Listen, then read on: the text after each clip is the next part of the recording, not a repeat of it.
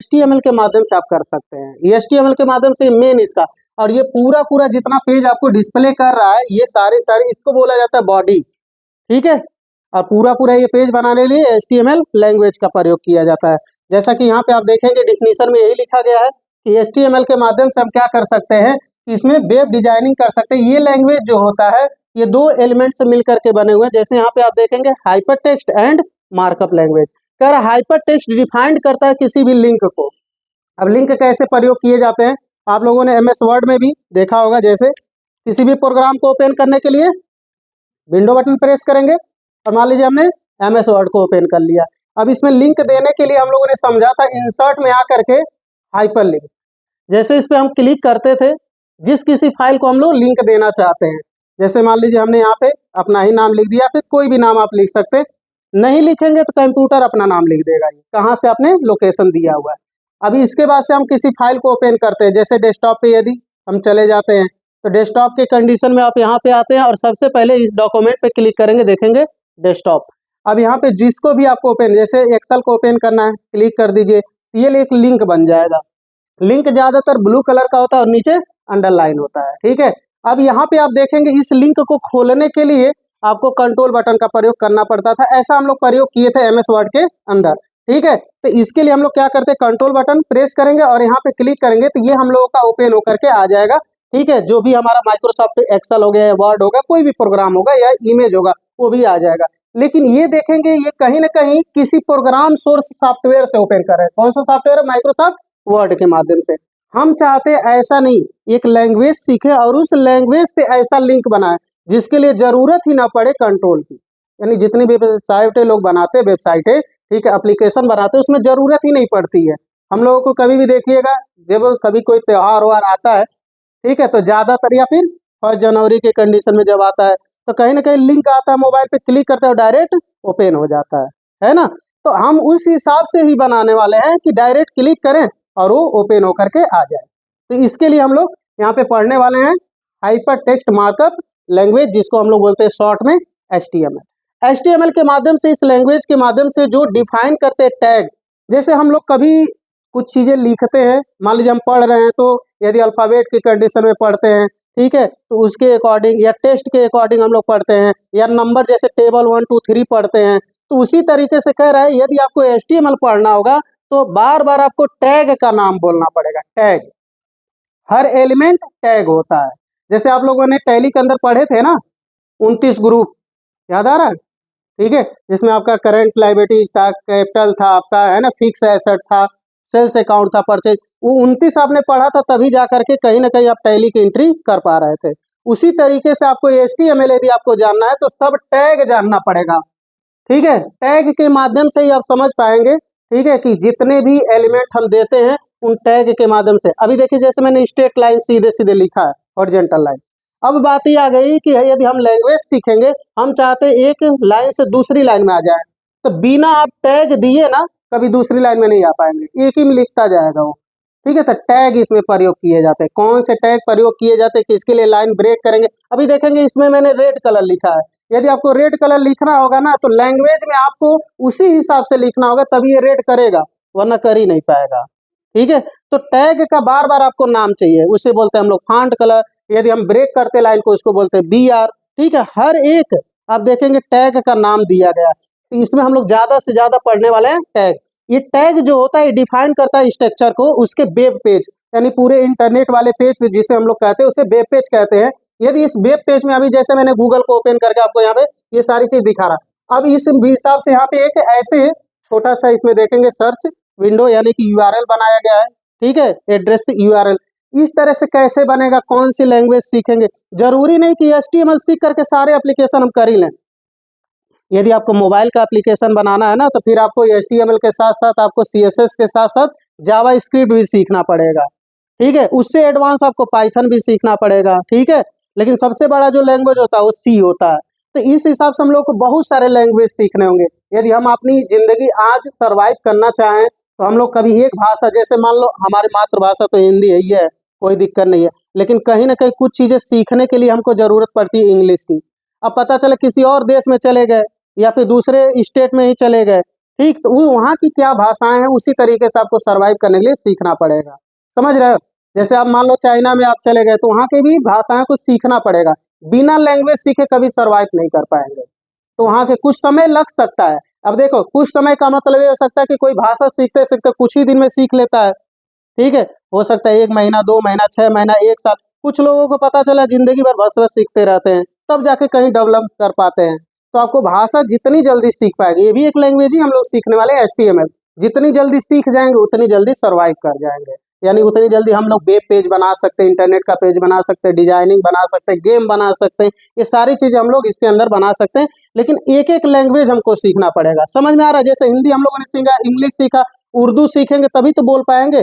उसी तरीके से यदि चाइनीज यदि आप जैपनीज सीखना चाहते हैं तो उस तरीके से हर एक लैंग्वेज आपको सीखना पड़ेगा, तब जाकर के आप यहाँ पे सर्वाइव कर पाएंगे। तो लेकिन वो तो लैंग्वेज हमारे ह्यूमन के लिए था, यानी मानव के लिए। मेन चीज क्या होगा कि हमको मशीन लैंग्वेज यदि सीखना है तब हमको सबसे पहला लैंग्वेज सीखना पड़ता है HTML। ठीक है, HTML के माध्यम से हम इस लैंग्वेज से क्या कर सकते हैं, अलग अलग इसका लिंक भी दे सकते हैं, किसी इमेज को ला सकते हैं। ठीक है, इंटरनेट पे जितनी पेजें बनती हैं सब के सब लोग HTML का प्रयोग करते हैं। जितने वेबसाइट वाले हैं सब लोग HTML का प्रयोग करते हैं ज्यादातर। ठीक है, यानी वेब पेज यही बनाता है। अब HTML का ये डिफिनीशन था, नीचे आप देखेंगे तो ये कह रहा है जनरेशन ऑफ HTML। ठीक है, तो जनरेशन के हिसाब से यानी कि संस्करण हर चीजों का, जैसे कंप्यूटर में कितने जनरेशन है, 5। ठीक है, कौन से, फर्स्ट, सेकेंड, थर्ड, फोर्थ और फिफ्थ। फिफ्थ वाले में AI फीचर आ चुका है। उसी तरह हर लैंग्वेज का कहीं ना कहीं टाइम ड्यूरेशन के साथ इनका क्या होता है कि यहाँ पे आप देखेंगे टाइम ड्यूरेशन के साथ इनके अलग अलग वर्जन आते हैं। जैसे HTML फर्स्ट देखेंगे 1993 में, और इस समय इसी तरीके से सबके यहाँ पे दिए गए हैं कौन सा वर्जन कब आया है। लास्ट जो इस समय लेटेस्ट का जो चल रहा है वो आपका चला HTML 5। ठीक है, 28 अक्टूबर 2020, यहाँ पे 2014 के कंडीशन में। ठीक है, 2014 की कंडीशन में ये आया हुआ है, यानी 28 अक्टूबर 2014 में। ठीक है, अब ये बात आ गई कि ये इसके बाद एडवांस में क्या होगा। तो एडवांस की कंडीशन में जैसे सिंपल HTML लगाते हैं, इसके अलग अलग HTML आपको लगाने होंगे। ठीक है, डिस्क्रिमिनेशन मार्क इसका चेंज होगा, ताकि ये बताएगा कि हाँ एडवांस कौन सा है। ठीक है, तो इसमें हम लोग ये वर्जन था। इसके बाद इसके एक एक देखिए, यहाँ पे आ गया एलिमेंट्स एंड टैग्स। जब हम इसके एलिमेंट्स यानी कि जैसे कंप्यूटर के एलिमेंट्स कौन कौन से होते हैं, उसके डिवाइसेस कौन से होते हैं, तो इनपुट होता है, प्रोसेसिंग होता है, आउटपुट होता है। उसी तरीके से ये कह रहा है कि यदि आपको लैंग्वेज सीखना हो तो इनको टैग आपको समझने पड़ेंगे, लिखने पड़ेंगे। ठीक है, उसके बाद से हम लोग क्या करते हैं, HTML यहाँ पे यूज कर सकते हैं। कुछ ऐसे आप देखेंगे स्ट्रक्चर इनके बनाए गए हैं। कह रहा है यदि आप एडवांस के कंडीशन में वर्जन देखना चाहते हैं तो लेटेस्ट वर्जन होगा डिस्क्लेमेशन मार्क। ठीक है, डॉक्यूमेंट टाइप HTML, ये मेन है, यहीं से स्टार्टिंग है, मतलब ये आप देखेंगे लेटेस्ट वर्जन का। उसके बाद से आप HTML लगाते हैं, फिर हेडर लगाते हैं, टाइटल लगाते हैं, पैराग्राफ के लिए P लगाते हैं, हेडिंग के लिए। हेडिंग भी कहाँ से कहाँ तक होता है ये भी हम लोग समझने वाले हैं। ठीक है, तो इसके बाद से जो स्टार्ट होता है तो कुछ चीजें ऐसी होती है जिनको हमको समझने होते हैं, जैसे टैग एलिमेंट। ठीक है, तो टैग को ज्यादातर हम लोग इसमें ग्रेटर देन और लेस देन के बीच में लिखने वाले हैं। ओके, जो ये सिंबल है इसी के माध्यम से इसे ओपनिंग बोला जाता है, और क्लोज करने के लिए आपको यहाँ पे फॉरवर्ड स्लैश देना होगा, ये क्लोज हो जाएगा। ठीक, अब इसके बी का मतलब हो जाए, देखिए जितने एलिमेंट हो गए या फिर टैग बोले जाएंगे, ये टैग जितने हैं ना इसी तरीके से लिखे जाएंगे। ठीक है, लेस देन और ग्रेटर देन के बीच में, तभी ये काम करेंगे। सिंपल लिख देंगे तो नहीं, ये डिस्प्ले नहीं करेगा फाइल पे, ओनली फॉर जो इसके बीच में आप लिखेंगे यही डिस्प्ले करने वाला है। ठीक है, इसी का हम लोग बोल्ड देने वाले हैं, कलर के कंडीशन में देने वाले हैं, इटैलिक, अंडरलाइन और भी स्टाइल देने वाले हैं, डिफरेंट डिफरेंट टाइप्स का, सुपर स्क्रिप्ट, सब स्क्रिप्ट, इसके लिए अलग अलग हम लोगों को एलिमेंट यूज करने होंगे। बस ये ध्यान रखिएगा कि यहाँ पे यदि क्रॉस नहीं लगा तो ओपनिंग हो गया, और जहां ये क्रॉस लग गया ये हो जाएगा आपका क्लोजिंग टैग। ठीक है, अब इस हिसाब से हम लोग एक एक करके यहाँ पे प्रयोग भी करने वाले हैं। लेकिन देखिए HTML सीखने के लिए कहीं ना कहीं ऐसे प्लेटफॉर्म की जरूरत पड़ती है जहां पे हम लोग कोड लिखेंगे।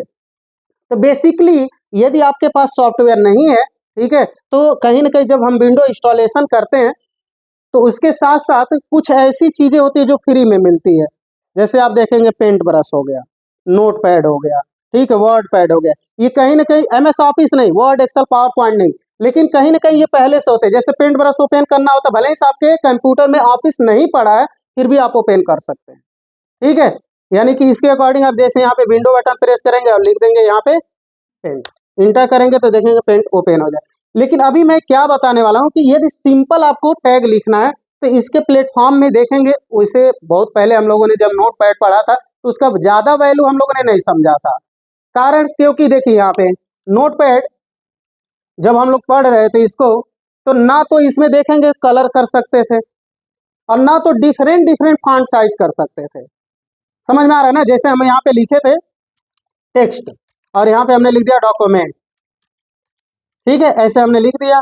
अब हम इस डॉक्यूमेंट वालों को सिलेक्ट करके हम टेक्स्ट वही साइज रहने देना चाहते हैं। डॉक्यूमेंट की साइज यदि हम बड़ा करते हैं फॉन्ट में, यहाँ पे आके फॉर्मेट में फॉन्ट पे क्लिक करेंगे और देखेंगे इसमें से हम बड़ा करें। सिलेक्ट हमने देखिएगा डॉक्यूमेंट किया, टेक्स्ट को नहीं किया है, ठीक है। जैसे ओके हम करते हैं यहाँ पे, ठीक है, देखेंगे इसके साथ साथ वो भी बढ़ रहा है। समझ में आ रहा है कुछ? जैसे आप देखेंगे विन वर्ड में क्या होता है, मतलब कि माइक्रोसॉफ्ट वर्ड में आप देखेंगे अलग अलग आप कर सकते हैं। जैसे यहाँ पे मैंने टेक्स्ट लिखा हुआ है, ठीक है, और यहाँ पे मैंने लिखा है डॉक्यूमेंट, ठीक। अब इस डॉक्यूमेंट को मैं सिलेक्ट करके यदि बड़ा करूं, इंक्रीज, देखिए टेक्स्ट उतना ही साइज का है, ये बढ़ रहा है। ऐसा नोट पैड में नहीं था, ठीक है। इसमें कलर भी कर सकते हैं, नोट पैड में कलर तो होता नहीं, तो कलर कहाँ से कर सकते हैं, नहीं कर सकते हैं, ठीक है। तो इस हिसाब से नोट पैड में बहुत सारी कमियां थी, लेकिन ये एक वेब पेज को बनाने के लिए इतना लाइबल, वो कहते हैं ना कि कोई ना कोई ऐसे सॉफ्टवेयर हो जिनके अंदर, जैसे किसी इंसान के अंदर हम लोग कहते हैं इसके अंदर तो कुछ खूबी है या नहीं है, लेकिन हर एक इंसान इस पृथ्वी पे आया तो जान लो कहीं ना कहीं उसके अंदर स्पेशलिस्ट होता ही है वक्त के साथ। समझ रहे हैं? अभी यहाँ पे हम यदि यूज करते हैं इसको, तो यहाँ पे आप देखेंगे जितने भी हमारे एलिमेंट दिए गए, मैं यदि टाइपिंग करते हुए चला जाता हूँ, ये देखिए यहाँ से ये एक ही लाइन में, मतलब रूलर नहीं आ रहा है। ये वेब पेज बनाने के लिए लाइबल है, यानी कि हम लोग नोट पैड को विजुअल स्टूडियो में ना करके, नोट पैड प्लस प्लस में ना करके इसमें भी कर सकते हैं। बट एक चीजें ध्यान रखें, इसमें जब आप करेंगे ना तो ये गाइड नहीं करेगा आपको आगे, मतलब ये कहीं ना कहीं सपोर्ट नहीं करता, आपको पूरा पूरा कोड लिखना पड़ेगा। हालांकि विजुअल ऐसा नहीं है, विजुअल में आपने लगाया और पीछे वाला टैग ऑटोमेटिक को क्लोज कर देगा, ठीक है। जैसे इसमें यदि हम यूज करते हैं HTML के फाइल को, तो बार बार हमको ऐसे लिखना पड़ेगा, जैसे कि यहाँ पे HTML, ठीक है। एक बात और देखिएगा, ये केस सेंसिटिव होता नहीं है HTML। केस सेंसिटिव का मतलब क्या होता है कि capital to small, small to capital. यदि आप कैपिटल लिखिए या स्मॉल लिखिए, इसको कोई फर्क करके नहीं पड़ने वाला है। हर लैंग्वेज ऐसा नहीं होता है, ठीक है, लेकिन HTML एक ऐसा लैंग्वेज है, यदि आपको लगता है आप कैपिटल लिख सकते हैं तो कैपिटल में भी आंसर आएगा आपका, और स्मॉल में लिखेंगे तो भी आंसर आएगा। तो ये चीज आपको ध्यान ही नहीं देना है, ठीक है। ओके, आप कैपिटल लिखिए तो भी आएगा और स्मॉल में लिखेंगे तो भी आने वाला है। ये दिमाग में समझ में आ रहा है सबको? क्लियर हो रहा है? ठीक है। तो HTML में आप लोग देखेंगे इस तरीके से, सबसे पहले आपको एक यहाँ टैग लगाने होते हैं HTML के, ठीक है। उसके बाद से यहाँ पे हम लोगों को कुछ ऐसे टैग के कंडीशन में लिखने होते हैं, लेकिन बातें ये होती हैं कि जब आप जो टैग आप लगाएंगे, ओपन करेंगे, उसके अकॉर्डिंग आप देखेंगे उसको क्लोज भी करना पड़ेगा आपको। यदि आपने ओपन किया तो उसको क्लोज भी करने पड़ेंगे। तो देखिए, या तो आप क्या करिए, पहले लिख लीजिए एलिमेंट, उसके बाद क्लोज करिए, और नहीं तो पहले ही क्लोज कर लीजिए ऐसे, ठीक है। इस तरीके से इंटर कर लेंगे, इनके बीच में स्पेस बन जाएगा। ये HTML, यदि मैं इस फाइल को सेव भी करता हूं, ठीक है, तो सबसे पहले कहीं ना कहीं HTML सीखने के लिए हम लोग को सेपरेट एक फोल्डर बनाना होगा, ठीक है।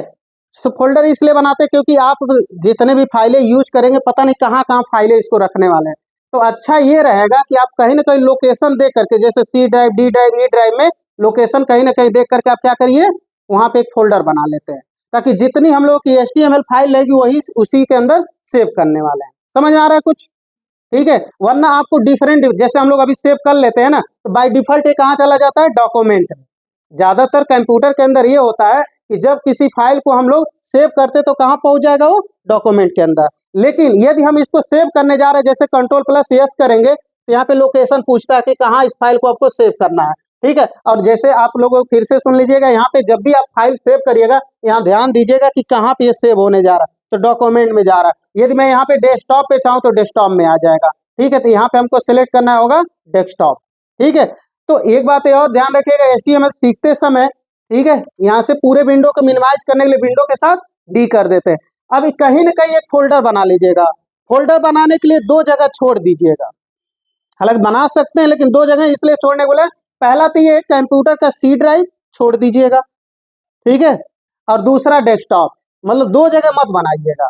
क्योंकि सबसे पहले जब कंप्यूटर में कोई प्रॉब्लम आती है तो आपका डेस्कटॉप के जितने फाइल वो खत्म और सी ड्राइव भी खत्म हो जाता है। समझे इस बात को? इस वजह से हम लोग जो फोल्डर बनाएंगे वो सी ड्राइव को छोड़ करके और डेस्कटॉप को छोड़ करके। अब किसी भी लोकेशन फोल्डर को खोलने के प्रोसेस में आप समझने के लिए यहाँ पे देख लीजिएगा। सबसे पहले क्या करते हैं, यहाँ पे यदि आपको ऐसे लगता है कोई भी विंडो में या किसी भी लैपटॉप में किसी भी कंप्यूटर में आप सही से जा नहीं पा रहे हैं C drive, D drive, E drive में, तो सिंपल एग्जांपल में समझ लीजिए। सबसे पहले क्या करते हैं, इस पे आते हैं न्यू पे, राइट बटन क्लिक करते हैं माउस का और आते हैं न्यू पे। ठीक है, उसके बाद एक फोल्डर बना लेंगे। हालांकि उद्देश्य तो है नहीं, यहाँ पे आप देख रहे हैं कि फोल्डर बनाने का कोई हमारा मतलब नहीं बनता, लेकिन ये एक रास्ता बना देता है जाने के लिए। मतलब जब इसको ओपन आप करेंगे, ठीक है, इससे हमारा कोई लेना देना नहीं है, लेकिन इधर आप देखेंगे तो पूरा पूरा आपका लोकेशन आ जाएगा जहां पे भी जाना होगा। सी ड्राइव लोकेशन के हिसाब से, D drive document download, desktop, देखिए यहाँ पे सब डिस्प्ले करता है। तो हमको कहाँ पे इसमें बनाना है एक फोल्डर, तो इस हिसाब से हम क्या कर सकते हैं, सी ड्राइव को छोड़ करके बनाएंगे और डेस्कटॉप को छोड़ करके जहां पे भी हम बना रहे हैं। ठीक है, समझ में आ रहा है ना? और डेस्कटॉप पे फोल्डर बनाने के लिए तो सिंपल हम लोग के पास ये होता है फोल्डर है कि इस तरह राइट बटन पे क्लिक करके बना सकते हैं। दूसरा प्रोसेस क्या होता है, हाँ, कंट्रोल शिफ्ट और एन कर लेंगे तो भी आपका एक फोल्डर यहाँ पे क्रिएटेड होकर के आ जाता है। ठीक है, तो इनके हिसाब से हम क्या कर सकते हैं कि अलग अलग फोल्डर भी बना सकते हैं यहाँ पे। ठीक है, और रीनेम करने के लिए किसका प्रयोग करते हैं, F2 का प्रयोग करते हैं यहाँ पे। ठीक है, हमने लिख दिया HTML। ओके, बेसिकली हम बस इसके लिए ये लिख रहे हैं क्योंकि हमारे पास बहुत सारे फोल्डर HTML के बने हैं, तो मैं ब्रैकेट में इसको लिख दे रहा हूँ आज का डेट। ठीक है, इससे ये रहेगा कि हमारे लिए, आप लोग भी लिख सकते हैं, नहीं तो कोई बात ही नहीं, नहीं लिख सकते। लेकिन ध्यान रखिएगा मैं डेस्कटॉप पे भी बनाया हूँ, लेकिन डेस्कटॉप पे आपको नहीं बनाना है। इसी वजह से असाइनमेंट आप सबको दे रहे हैं कि आप क्या करिएगा, सी ड्राइव को और डेस्कटॉप को छोड़ के बनाइएगा। ठीक है, ओके। हालांकि यहाँ बना सकते हैं, ध्यान रखिएगा, बना सकते हैं, कोई प्रॉब्लम नहीं होगी, लेकिन यदि प्रॉब्लम आती है तो सबसे पहले खत्म हो जाएगा फाइल। तो सोचिए इतनी सारे आपने लैंग्वेज लिखे हैं। अब फोल्डर हम क्यों बनवाए हैं, क्योंकि हम लोग जब आगे वेबसाइटें बनाने वाले हैं तो उसमें एक एक हम लोग को फोटो देना होगा। ठीक है, लिंक देना होगा। मान लीजिए कोई भी क्लिक करे इंट्रोडक्शन ऑफ पेंट ब्रश, जैसे क्लिक करे तो खुल करके आ जाए, तो सारा लोकेशन एक जगह रखना होगा आपको, अच्छा रहेगा उसमें। ठीक है, तो सबसे पहले हमने एक फोल्डर बना लिया। अब यहाँ पे हम मैक्सिमाइज करते हैं इस वाले को। ठीक है, अब इसको हम सेव करके एक साइड में इधर दोनों तरफ दिखाते हुए चलूंगा। यहाँ से आप देखेंगे तो एक तरफ मैंने नोटपैड को लिया हुआ है, इसको मैं यहाँ से रिस्टोर वाले बटन के माध्यम से इंसर्टेड कर लेते हैं, और दूसरे वाले के लिए हम क्या करते हैं, जो फोल्डर हमारा है उसको हम लोग ओपन करते हैं। ठीक है, तो फोल्डर हमारा कहाँ पे बना हुआ है, डेस्कटॉप पे। ठीक है, तो डेस्कटॉप के माध्यम से हम क्या कर देंगे, ओपन कर देंगे। ओके, ठीक है। अब इसके बाद एक एक एलिमेंट हम लोग सीखने वाले हैं, इसके जितने भी एलिमेंट होंगे, तो पहले बेसिक HTML, फिर उसके बाद धीरे धीरे वेबसाइटों पे। तो हेडिंग डालिएगा,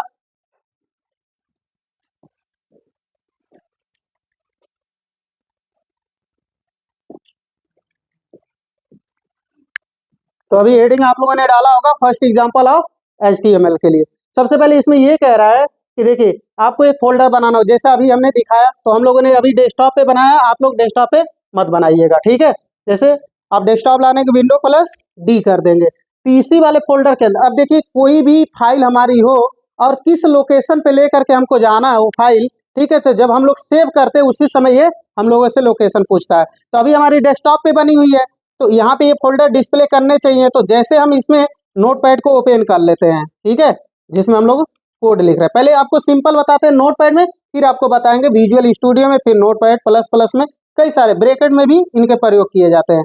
तो यहाँ पे हम लोग प्रयोग करने वाले, थोड़ा सा इसमें मैं फॉन्ट साइज को बड़ा कर ले रहा हूँ।